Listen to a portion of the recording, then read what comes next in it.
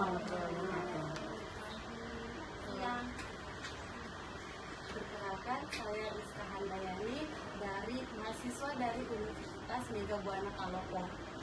Pada kesempatan ini saya akan membahas tentang pencegahan infeksi menular seksual atau IMS pada remaja. Sebelumnya terima kasih atas kesempatan teman-teman bisa hadir di penyuluhan ini. Teman-teman sudah tahu apa itu IMS? Jadi IMS itu infeksi menular seksual adalah infeksi yang ditularkan melalui hubungan seksual yang tidak pakai pengaman atau biasa teman-teman sering dengar dengan seks bebas. Penyebab IMS itu seperti bakteri, virus maupun parasit. Jenis-jenis IMS itu seperti gonore atau pencimana, sifilis atau dan chlamydia, ada herpes genital atau HIV/AIDS yang sering terjadi di Kota Palu ini, dan HPV. Teman-teman sudah tahu belum apa gejala IMS seperti apa? Jadi gejala IMS itu yang perlu diwaspadai ada dua pada perempuan dan pada laki-laki.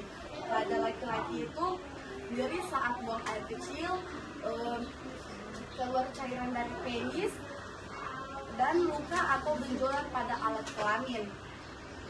Pada perempuan itu keputihan tidak normal, gatal pada area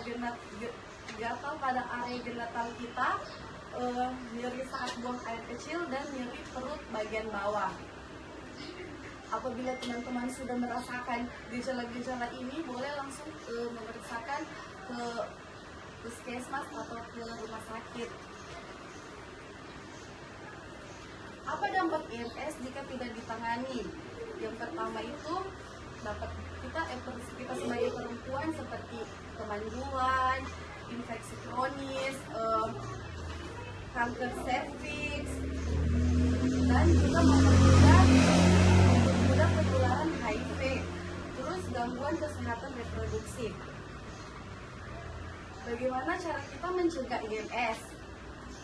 Seperti menjauhi perilaku seksual berisiko, menjaga pergaulan yang sehat, hindari pergaulan yang seperti orang bilang di Palu ini nakal gitu.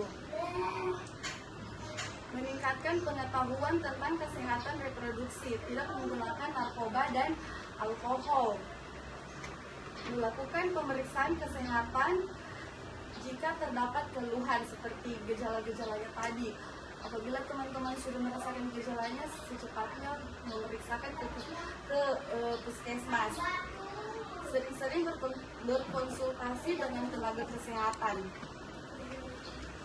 Kenapa sih remaja berisiko dengan IMS? Karena kurangnya pengetahuan kesehatan reproduksi, teman-teman melakukan pergaulan bebas, berganti-ganti pasangan seksual, terus berganti-ganti pasangan tidak menggunakan kondom, penyalahgunaan narkoba dan alkohol, terus teman-teman tidak melakukan pemeriksaan kesehatan secara rutin. Nanti pas mau menikah, pas catin, baru teman-teman tahu kalau teman-teman kena IMS ini. Saya ada cerita waktu pengalaman saya, cowok ini dia orang baik, orang yang tidak pernah kenal perempuan. Sekalinya dia kenal sama satu perempuan itu, dan laki-laki itu tidak tahu kalau perempuan ini dia seperti wanita malam, tapi laki-laki ini hanya berhubungan sama satu perempuan ini, dan itu laki-laki itu langsung terkena sifilis. Terus dia kan kerja, jadi dia setiap kerja itu pasti lemas, jadi dia itu seminggu sekali harus disuntik pakai obat. Bayangkan teman-teman, disuntik seminggu sekali, sedangkan kita saja kayak KB 3 bulan atau KB 1 bulan sakit loh disuntik, apalagi disuntik setiap minggu dengan obat yang cairannya 5 cc. Dia rutin minum obat setiap hari, terus dia tuh 3 hari kayak sudah lemas karena dia kerja. Jadi kalau sudah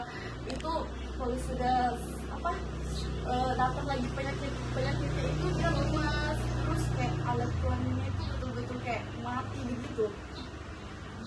Itu berbahaya, dia sampai bernanah padahal dia cuma berhubungan sama satu perempuan. Itu pengalaman saya. Terus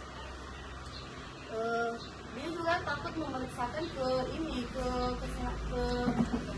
puskes. Dia hanya ke bidang, tapi itu sudah dari gejala-gejalanya kita sudah tahu kalau dia kena sifilis. Jadi dia rutin melakukan pengobatan dengan disuntik setiap minggu.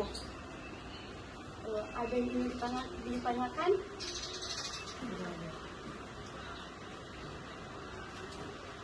Jadi saran saya untuk teman-teman yang khususnya remaja-remaja semua, sayangi diri kita sendiri, jauhi pergaulan bebas, jaga kesehatan reproduksi sejak dini. Berani berkata tidak pada perilaku berisiko. Cari informasi dari sumber terpercaya. Jadilah remaja yang sehat dan bertanggung jawab pada diri sendiri. Itulah penyuluhan yang dapat saya sampaikan pada hari ini. Sekian dan terima kasih. Wassalamualaikum warahmatullahi wabarakatuh. Waalaikumsalam warahmatullahi wabarakatuh.